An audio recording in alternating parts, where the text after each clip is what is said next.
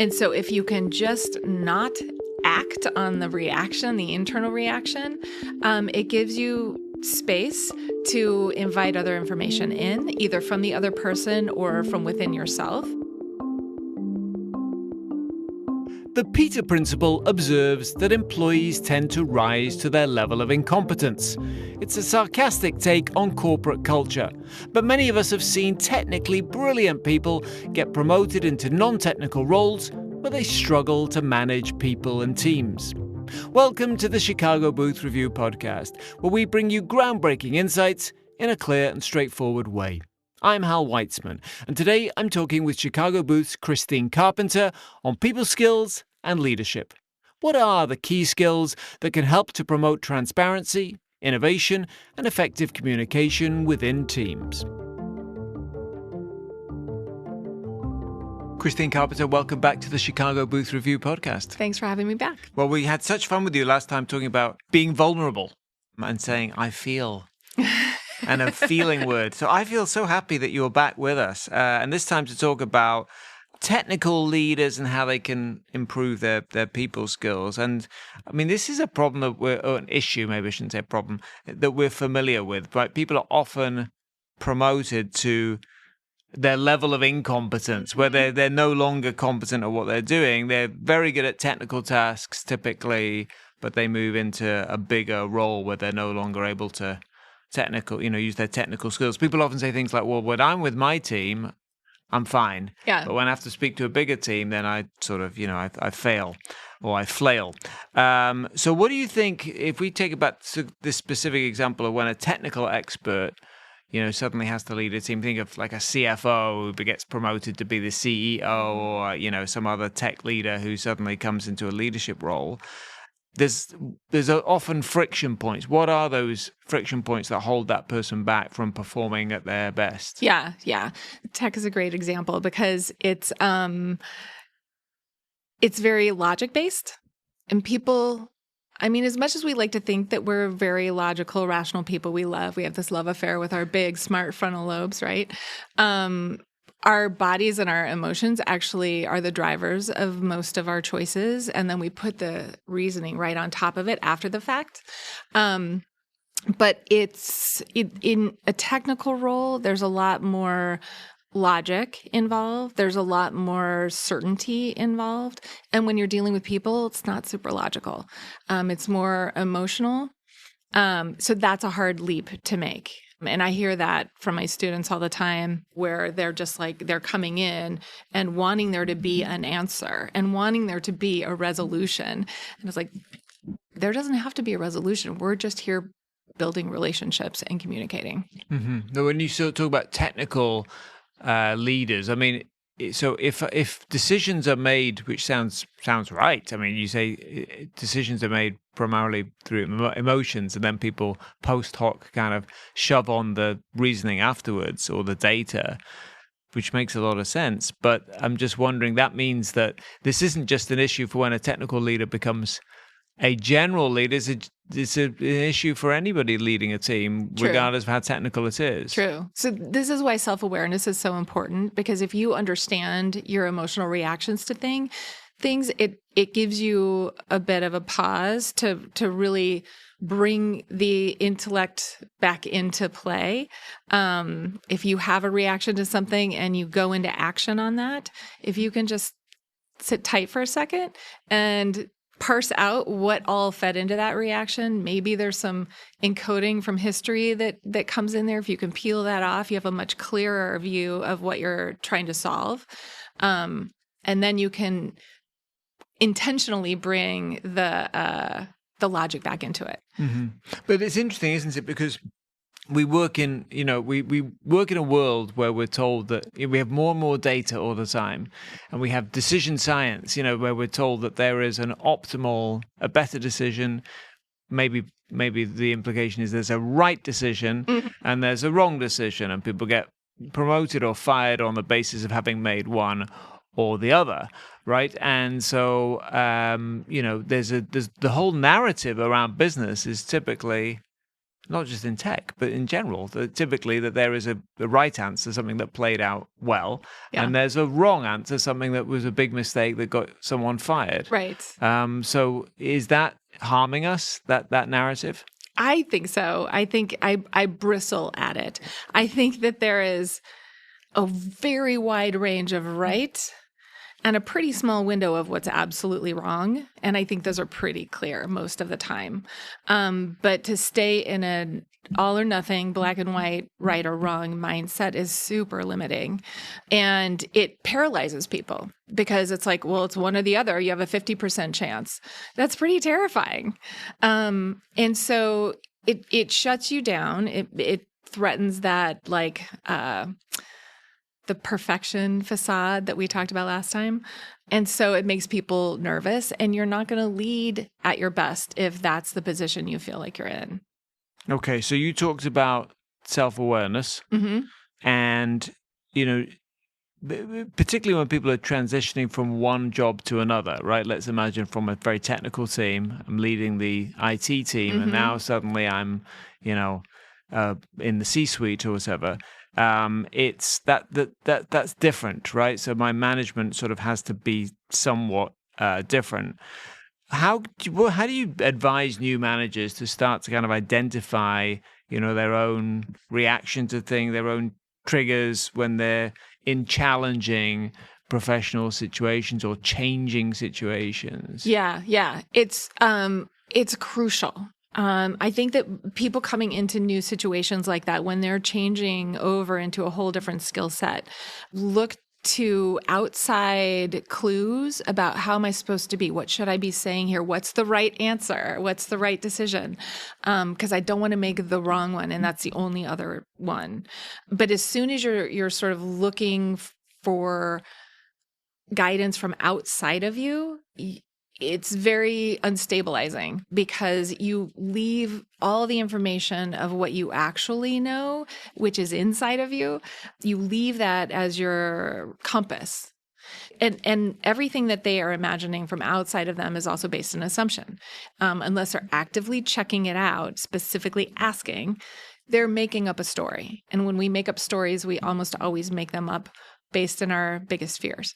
So someone who's already nervous in a new position is imagining criticism, is imagining I'm doing it wrong, is imagining I'm not going to get this right. If they can be inside themselves, they got to that role for a reason. And they brought something to some table that let them sit at the bigger table. So if they can stay in touch with, here's what I do offer in terms of value, here's how I did get where I am, then it can feel grounding again. Like, oh, yeah, I do know this. This didn't just leave me. So how can I build on that in this new role? Okay, but self-awareness is also the ability to know, to take that criticism or to seek it out. Definitely, right? Definitely, yeah. So talk about that. That's not it. On the one hand, you want to. I understand you deserve to be where you are most of the time. Yeah. Most people are not incompetent, so they deserve to be where they are. Yeah. But self-awareness also requires us to solicit and learn from the feedback that we get. Absolutely. So getting feedback is really important. Imagining feedback, not so helpful. Right. So being able to, and one of the biggest things in interpersonal dynamics is actually teaching them how to ask for feedback and how to give feedback in a way that keeps defenses low. You're talking about the class that you teach here at yes. Chicago Booth. Yeah. So tell us how do you advise people to do that? So it's about staying with what you know inside of you instead of talking about what is going on for the other person. So it's like, you don't care about me. So even in your body, like right now, when I say that sentence to you in an imaginary scenario, what do you feel? I feel a bit sad. Okay. I love the feeling word. When I say, when you look away from me in our interview, I feel like you don't care about me. Is that better, worse, the same? I'm enjoying this game. It's like going to the optician. Is it better, worse, the same? It's when you look away. I mean, I feel like it's a bit of professional feedback. So to me, that's more of it doesn't invoke much feeling in me. I want to learn from that. Okay. I'm making this up, by the way, because Okay. that's not how I feel. But Okay. if I say, I notice when you look away, and how it makes me feel is like maybe you're not interested. But I don't know if that's what's going on for you. So what is happening for you in those moments when you're looking away? How does that feel? I would think, well, I need to sort of offer some words of comfort. Yeah. Or, yeah. So are correcting the record. Assurance. Right? Yeah. So I'm making up a story that you don't care about this, you're not interested, Right. because I'm just But your point is we rarely actually articulate Nobody ever those. asks that. So what I would do... So it's incumbent on me to say, tell me more, or to... It would be great if you did. Right. Yeah. So I'm making an assumption about your behavior. And when I check it out with you, I'm giving you the opportunity to correct the record and say, oh, no, when I look away, I'm just glancing at my notes so I can stay, keep the conversation going, whatever it is. And then I'm like, oh, so it isn't that you're disinterested in me. Mm-hmm. And so now I'm fine. Okay. But the feedback method, I started by just saying like a blatant statement. You don't care about this. You don't care about me, right? I see. Okay. So the first is more accusatory versus you saying, when you do that, it makes me feel... Yes. I see. Yeah. So this is kind of like a form, it's almost like a complement to active listening, where you're putting yourself into it and taking it on yourself, saying, I feel this, your behavior makes me do this. Yeah. But notice also that's vulnerable, because I'm revealing a feeling, an experience, and I'm inviting information in. Yeah. You know what's funny about this is it makes me think about how we speak to children, that we say to children, don't blame them. Just, we tell them all the things you're doing. But then when we grow up, it's very hard to practice that ourselves. Yeah. We're hypocrites. We are. I sometimes tell people, my clinical clients, that children have emotions exactly right, because they will feel something and they will feel it at 100%, and they will express it at 100%, and then it goes, and then they're fine. So they could be having the worst day of their life in one moment, and then half hour later they're playing happily because they're done with it. It came, they expressed it, and now it's done. And adults don't do that. No, we don't. Well, it depends on the circumstance, I suppose. But I was asking you about how managers can sort of... I'm just thinking, I used to work in a daily newspaper, and my feeling about that was always that there was a lot of emotion, shouting, screaming, swearing, accusations. But then in the evening, we would all go to the pub together, and everything would be forgotten until the next day when we went through the same cycle, emotional, drainingly cycle again. So that was, in a way, it was a very positive environment. But I was asking you about how, the managers who in these difficult professional moments, and there's sort of a trigger when I know that I'm being set off. How do you recognize those? So most people recognize when they're having a big reaction to something. And so a part of the trick, again, is to just not go into action on what you're feeling in that moment. There's a quote that I use in class from Viktor Frankl, who is an Austrian psychiatrist and Holocaust survivor. And I'm paraphrasing, but it's something like, between stimulus and response, there is a pause. And in that pause lies our choice and freedom. And so if you can just not act on the reaction, the internal reaction, it gives you space to invite other information in, either from the other person or from within yourself. It's reasonable to say, I actually need to put a pin in this and come back to it. I need to think about this a little bit, and come back with a clearer mind.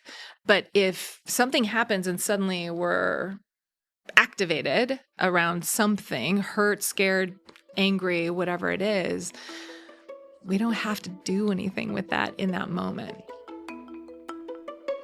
Have you ever wondered what goes on inside a black hole, or why time only moves in one direction, or what is really so weird about quantum mechanics? You should listen to Why This Universe.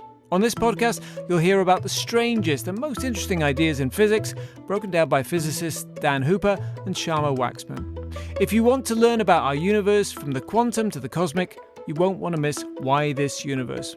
part of the University of Chicago Podcast Network. Christine, in the first half, we talked about the work that you do on self-awareness, and self-awareness is a management skill, and how technical leaders particularly struggle with people skills and being aware of their reactions, and we talked about emotions. So all of this is messy. Everything you've talked about is kind of messy. There aren't clear dividing lines. So I'm just wondering, what do you advise people, technical leaders or others, who struggle with this sort of messiness? And on the one hand, they want to keep their defenses low. You talked about the advantage of sort of saying, take your pause, go for a walk, you don't need to answer the question now, or you could throw it back to the person and say, tell me more, I want to understand your position. And then at some point, you either you can hold all that in and be resentful and never come back to the conversation, or you can come back, but you come back in a way that's professional. You set clear boundaries. You communicate your perspective effectively. What do you advise people in those sorts of situations? How do they think about keeping their defenses low, but also being very clear about their expectations and that sort of thing? So when you recognize that you're feeling defensive, you can internally kind of try to set it to the side, right? And then keep trying to engage. But sometimes the defenses don't want to go away, and it gets in the way of the message. If you're truly invested in the relationship and the feedback dynamic, I would say to name the defensiveness, which again goes against a lot of what my students come in believing, or the leaders that I coach aren't supposed to show that kind of vulnerability. So what does that sound like? What does it sound like to name if I say, okay, so I'm feeling a little defensive or on my heels, or you can, again, code the language however you want.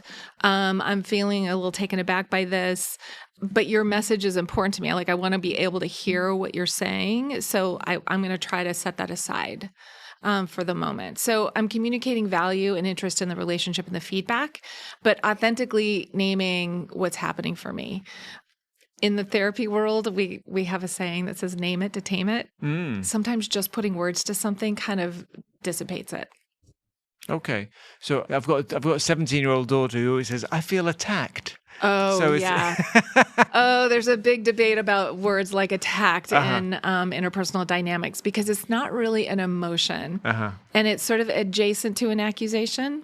It sort of implies that there's an intention on the other side. Definitely. Yeah. And so that's not allowed. Oh, okay. I'll tell her that. Yeah. So she has to say, I feel on my heels. When you so she's telling herself a story, you're attacking me. So when you tell yourself the story that you're being attacked, what emotion comes up for you? I feel angry. I feel scared. I feel sad, whatever it is. You just make it entirely about you and your feeling, and not about the other person. I can't speak to the other person because I don't know. That would all be based on assumption. I can only name what's true for me. Okay. Now, you said, I know that you and I have talked about accountability. Accountability is big, and sort of saying, admitting I made a mistake, or whatever. That wasn't the best decision. Maybe mistakes is too strong. That wasn't the strongest, the optimal decision.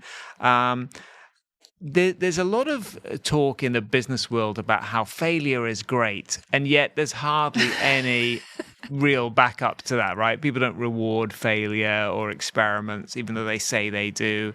Is kind of a mismatch, isn't there, between what people say, failure is great, and then how they actually behave, which is no one must, if you lose $1, then you're fired. Yeah. But how do you advise people to foster a culture where people really take ownership of mistakes? Because otherwise what happens is they overclaim the good stuff and they underclaim the bad stuff. They try and shift blame onto somebody else. Right. Well, when you start throwing your words around like failure is a big word, right? So making a mistake is hardly failure. And it gets very absolute. So are you a failure or are you a good leader? And there's a vast middle ground. So there was an error in judgment in this piece of this decision-making process. Doesn't make me a failure as a leader. And so... But is it important in that case to claim it rather than saying things didn't work out? We tried something, it didn't work. Or blaming someone else, or... So it's better to say, I tried something and it didn't work out as well as I thought it was going to work. Yeah. And what did I learn from that? What did we get? How can we use it going forward? It feeds innovation. It feeds like that environment where people feel comfortable also naming their own mistakes. And then they are points of learning. Okay. So, I mean, so your response basically is to model that sort of, how do you make sure that a team has that culture of we experiment, we break things, sometimes it works, sometimes it doesn't? So as a parent, like the do as I say, not as I do doesn't work, right? Children will do what you do, model your behavior. Same thing with leaders. So if you only present a confident facade, never talk about mistakes, then you're communicating to other people that there's no room for mistakes in this team, in this conversation. But if I can say, kind of missed the ball on that one, then other people will be more comfortable to bring that to me too. Okay. Now, we started talking about technical leaders, and we've gone a little bit away from that, but I want to come back to that idea that there's very often that an organization will call in someone like you because they want to promote, or they have already promoted, a technical leader, someone who's brilliant in her or his personal area of professional expertise, but frankly isn't very strong when it comes to managing people. Yeah. So that begs the question of, apart from all these things that you've talked about, like the sort of self-awareness and accountability, all of these are important. But there's an organizational thing, isn't it? That the organization hasn't thought, this is someone who we should teach these skills to or encourage these skills from right at the beginning. What do you advise organizations to do who find themselves, repeatedly having people who are technically brilliant, very smart, but just not very good with people? In an ideal world, they'd be tracking that all along. Every step up the ladder, it's like, okay, well, what's different? What different skill sets do they need to learn? Where are the gaps that this new role is going to create for them in terms of good leadership? I don't think that happens. I think that people call me in when something is on fire and they've burned down some important relationships, or the client will never work with this person again. And then they're coming in and saying, okay, it's a crisis situation. Yeah. I think it's just taken for granted that if you are that good technically and you rise up the ladder, that the interpersonal skills are just going to follow. And they almost never do. The Leadership Center has, programming for alumni. Yeah. 20, 30 years into their careers, coming back here for the skills that students are getting now, the soft skills, the people skills. Well, that's presumably because there's a sense that you don't need them before then. You only need them when, as you say, when it's a crisis and suddenly you realize, you have no idea how to talk to people who don't know all the technical information that you know. Right. Partly. And also, I think the culture's changing a little bit, where I think that there is more value placed on interpersonal mastery and not just the technical stuff. Do you think that with AI sort of making a lot of technical skills obsolete probably in the coming decades, that these sort of interpersonal skills will be, well, I assume you're going to say yes, but tell me I'm already nodding, yeah. Will they be more highly valued? I think they already are. Even before AI was hot on the scene, I think they're already becoming more valued because the idea of what leadership is shifting. It's less like command and control and much more collaboration and coaching. I think AI is probably only going to magnify that. Okay, so organizations should pay attention to not just start to train people when the house is on fire. Yeah.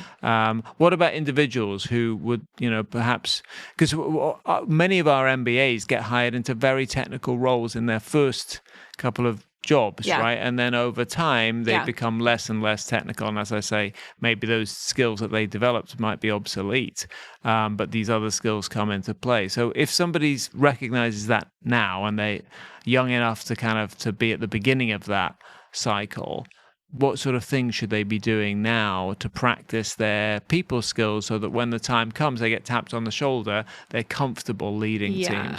Yeah. Well, I mean, taking interpersonal dynamics is a great start. Of course, if you're a Booth student. If you're a Booth student.